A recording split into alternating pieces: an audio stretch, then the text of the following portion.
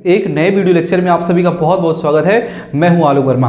आज की क्लास में आज हम सीखने वाले हैं टेंस। जी हां, आज से हम शुरू कर रहे हैं टेंस। आज से पूरा का पूरा जो क्लास चलेगी, जब तक टेंस खत्म नहीं हो जाएगा तब तक मैं टेंस लेकर के आता रहूंगा आपके बीच में, क्योंकि मैं चाहता हूं कि आपको टेंस ना एकदम जड़ से समझ में आ जाए। और ऐसा टेंस मैं पढ़ाऊंगा आपको कि इसके पहले आपने ना ही किसी चैनल पर देखा हो, ना ही कभी किसी जगह पर पढ़ा होगा। उन बच्चों को भी समझ में आ जाएगा ना जिन्होंने अभी तक टेंस पढ़ा ही नहीं है, यानी कि आप कक्षा 5 के भी बच्चे हैं तब भी आपको अच्छे से समझ में आ जाएगा। तो सारे बच्चों को टेंस की क्लास जरूर अटेंड करनी है, इस पूरे वीडियो को वॉच करना है। मैं शुरू से पढ़ाने वाला हूं, ये टेंस की पहली क्लास होने वाली है। अगर आपने आज की क्लास मिस कर दी तो आगे आने वाले टेंस में जो भी मैं पढ़ाऊंगा आपको चीजें अच्छे से समझ में नहीं आएंगी, तो फिर मुझे दोबारा मत कीजिएगा, क्योंकि यहां से मैं जो आपको देने वाला हूं वो पूरा का पूरा डिटेल में बता दूंगा कि टेंस क्या है, कैसे इसकी शुरुआत, कैसे सारी चीजें मैं आपको पूरा बताने वाला हूं इसी वीडियो में। तो यहां से आप इस क्लास से आप बहुत कुछ सीख करके जाओगे, यदि टेंस को आपको अच्छे से समझना है तो। ठीक है दोस्तों, तो चलिए शुरू करते हैं आज की क्लास। टेंस के बारे में आज की क्लास है, सबको पूरा वीडियो वॉच कर लेना है। वीडियो को शुरू करने से पहले एक छोटी सी गुजारिश है आपसे कि चैनल को कर लीजिएगा सब्सक्राइब, और हाँ, अगर वीडियो अच्छा लगे तो जरूर लाइक करिएगा और अपने दोस्तों को भी शेयर करिएगा। ठीक है, तो चलिए शुरू करते हैं। टेंस की क्लास में देखते हैं, क्योंकि बहुत सारे बच्चों को ऐसा होता है कि टेंस आइडेंटिफाई नहीं कर पाते हैं, क्योंकि उनको हेल्पिंग वर्ब्स नहीं पता होती हैं। उनको उनके बारे में पहचान जो होनी चाहिए, उनको जानने के लिए जो पहचान बताई जाती है वो शायद आपको नहीं पता होती है, तो टेंस को आप नहीं पहचान पाते हो। तो ट्रांसलेशन में भी बहुत ज्यादा समस्या होती है। काफी बच्चों को देखा गया है कि ट्रांसलेशन से रिलेटेड उनके बहुत सारी समस्याएं हैं। और क्यों ना हो भाई, क्योंकि आपका टेंस वीक है, आपको टेंस के रूल्स नहीं आते हैं। ठीक है, आपको सब्जेक्ट वर्ब ऑब्जेक्ट नहीं आता है, आपको हेल्पिंग वर्ब्स नहीं याद है, आपको वर्ब नहीं याद है। सो ये बहुत सारी चीजें हैं जो अभी तक आपने अपने अंदर एक बीमारी से पाल के रखा है। टेंस लिखा है, टेंस होता क्या है, ये सारी चीजें मैं आपको बताता हूं। टेंस का मतलब क्या होता है? टेंस का मतलब होता है काल, यानी कि समय। ठीक है, काल, काल माने भैया वही जो काल होता है, यमराज काल नहीं कि आपका काल नजदीक है, वो वाला काल नहीं, वो समय। ठीक है, जो काल होता है। अब ये टेंस क्या होता है, ध्यान दीजिए, कर्ता के द्वारा जो भी कार्य किया जाता है ना, उसका समय क्या है ना, वो कौन बताता है? आपका टेंस बताता है। या फिर जो कर्तव्य है ना, उसकी अवस्था क्या है। अवस्था का मतलब वो जीवित है कि जा चुका है, वो जो बताता है वही आपका क्या है? टेंस होता है। ठीक है, जो टेंस है यानी कि जो काल है वो 3 तरह का होता है। जो टेंस होता है वो कितनी तरह का होता है? 3 तरह का होता है। पहला वर्तमान, दूसरा भूत, तीसरा भविष्य। देखिए भाई, किसी को आज अपनी चिंता है कि आज मैं क्या कर रहा हूं, किसी को अपने बीते हुए कल का टेंशन है कि मैंने कल क्या किया था, और किसी को अपने आने वाले भविष्य की परेशानी है। ये सारी चीजें सबके साथ चलती रहती है भाई। ये 3 समय है, 3 से चौथा समय नहीं बनेगा। धरती इधर से उधर हो जाए, हम रहें या ना रहें, लेकिन अगर जब तक ये ऐसा है, तीनों का तीनों टाइम ही रहेगा, कभी बदलने वाला नहीं है। तो जो टेंस होते हैं वो कितने होते हैं? 3 होते हैं, वर्तमान, भूत और भविष्य। चलिए लिख करके देख लेते हैं। काल क्या हुआ? वर्तमान काल। पास्ट टेंस का मतलब क्या? भूतकाल। और फ्यूचर टेंस का मतलब क्या होता है? भविष्य काल। ठीक है, फ्यूचर टेंस का मतलब क्या होता है? भविष्य काल होता है। राइट, ये चीजें आपको समझ में आ गई कि टेंस कितने तरह के होते हैं? 3 तरह के होते हैं, प्रेजेंट, पास्ट एंड फ्यूचर। वर्तमान, भूत और भविष्य, ये 3 तरह के आपके क्या हैं? टेंस है। अभी इससे काम नहीं बनने वाला है, अभी तो हमने सिर्फ समय को जानना है, अभी बहुत कुछ जानना बाकी है भाई, समझ रहे हैं? अब इसी 3 टेंस के इर्द गिर्द बहुत सारी चीजें होंगी। तो ये 3 तरह के टेंस हैं, और 3 तरह के जो टेंस होते हैं भैया, प्रत्येक के 4-4 भाग होते हैं। ठीक है, बहुत परेशान मत होइएगा कि मैं आगे 4 पढ़ना पड़ रहा है, बिल्कुल आप परेशान मत होइएगा, एकदम बेहतर तरीके से मैं आपको समझा दूंगा। ये जो आपको 3 टेंस दिख रहा है, इसके 4 भाग होते हैं। ठीक है, चलिए मैं आपको बता दूं, उसको बोलते हैं वर्क। ये टाइम हो गया, और इसका क्या होता है? वर्क होता है। वो टेंस जो 4 भाग होते हैं, इसके एक के 4 भाग, इसके 4 भाग, बात समझ रहे हो? इसके 4, इसके 4 और इसके 4 होते हैं। ठीक है, तो चलिए उसको मैं समझाता हूं। ये 4 जो वर्क होते हैं वो कौन कौन से कार्य हैं। तो पहला आपका होता है इंडेफिनिट, इसको बोलते हैं इंडेफिनिट। और दूसरा है कॉन्टिन्यूअस या कॉन्टिन्यूअस। तीसरा है परफेक्ट, तीसरा क्या है? परफेक्ट। और चौथा है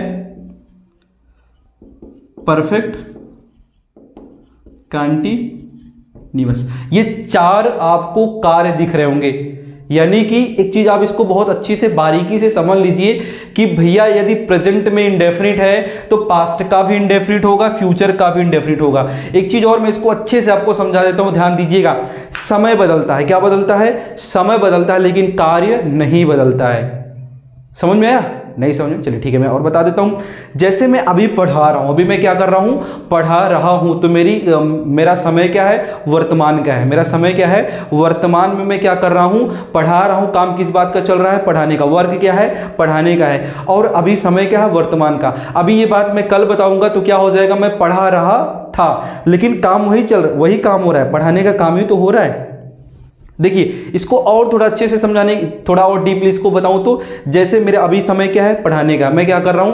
पढ़ा रहा हूं। तो मेरा समय क्या है? वर्तमान में पढ़ाना है। चलिए थोड़ा इसको और बेहतर तरीके से जानते हैं कि ये वर्क क्या होते हैं। वर्क नहीं बदलता है, ठीक है। टेंस में कभी भी वर्क नहीं बदलता है, सिर्फ और सिर्फ उसका टाइम बदल जाता है। मतलब ये कभी नहीं बदलने वाला, चारों यही सारे बदलते रहेंगे आपस में। बात समझ रहे हो? यही तीनों बदल जाएंगे, ये आपको नहीं बदलना है। वो कैसे होता है? चलिए फॉर एग्जांपल समझते हैं। जैसे मैं अभी पढ़ा रहा हूं, मैं क्या कर रहा हूं? अभी पढ़ा रहा हूं। तो मेरा समय क्या है? वर्तमान का। और कार्य कौन सा है? पढ़ाने का है। और यही बातें मैं कल बताऊंगा कि मैं कल पढ़ा रहा था। तो समय बदल गया ना, लेकिन कार्य नहीं बदला। पढ़ाने का काम तब भी हो रहा था ना, जो बीत गया है। मैं पढ़ाने का काम भूतकाल में भी किया था, ठीक है। तो वहां पे क्या हुआ? समय बदला, लेकिन आपका कार्य जो पढ़ाने का है वो नहीं बदलेगा। और मैं बोलूं मैं कल पढ़ा रहा होऊंगा, सो वहां पर भी समय बदला है, कार्य नहीं बदला है। इट मींस कि आपका ये जो वर्क दिख रहा है नहीं चेंज होने वाला है किसी भी स्थिति में। सिर्फ और सिर्फ क्या बदलेगा? ये आपका टेंस बदल जाएगा। मतलब कि प्रेजेंट का इंडेफिनिट है तो पास्ट का भी इंडेफिनिट और फ्यूचर का भी इंडेफिनिट होगा। प्रेजेंट कंटीन्यूअस तो पास्ट और फ्यूचर का भी कंटीन्यूअस। प्रेजेंट परफेक्ट तो पास्ट और फ्यूचर का भी परफेक्ट। प्रेजेंट परफेक्ट कंटीन्यूअस तो फ्यूचर और पास्ट का भी। समझ गए कि नहीं? इट मींस कि ये चार के चारों कार्य आपको बस एक बार आपको पढ़ लेना है। बस आपको क्या बदलते रहना है? टाइम बदलते रहना है। तो यही चार भाग हैं, इसके भी चार यही हैं, इसके भी यही चारों हैं और इसके भी यही चारों हैं। इसको आप अच्छे से याद कर लीजिएगा कि प्रेजेंट टेंस के चार भाग, यही चारों भाग।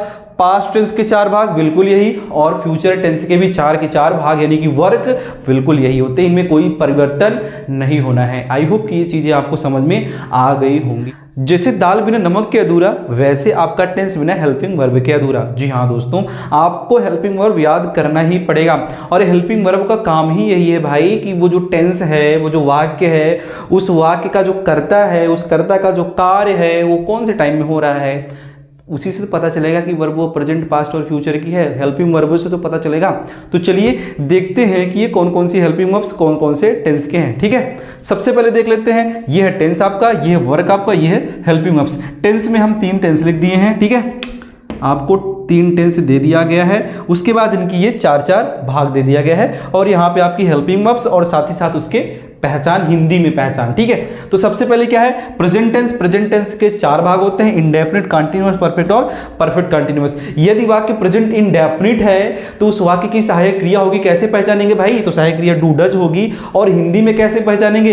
हिंदी में वाक्यों के आखिर में मुख्य क्रिया के साथ ता है, ती है, ते है इत्यादि जैसे शब्दों का प्रयोग होता है। कौन से वाक्यों में? प्रेजेंट इंडेफिनिट वाक्यों में। हेल्पिंग वर्ब क्या होगी? डू और डज होगी। इसके अलावा और भी इसमें बहुत कुछ होता है, जैसे कि डू डज का इस्तेमाल नहीं होता है। कौन से वाक्यों में? अफर्मेटिव वाक्यों में। उसको हम आगे की क्लास में देखेंगे, ठीक है। तो यहाँ पे प्रेजेंट इंडेफिनिट की पहचान क्या है? ता है, ती है, ते है इत्यादि शब्दों का प्रयोग हिंदी में होता है और अंग्रेजी में हेल्पिंग वर्ब उसकी डू और डज होती है। तो कोई आपसे पूछो प्रेजेंट इंडेफिनिट की हेल्पिंग वर्ब क्या है, तो क्या बताओगे? डू और डज। दूसरा क्या है?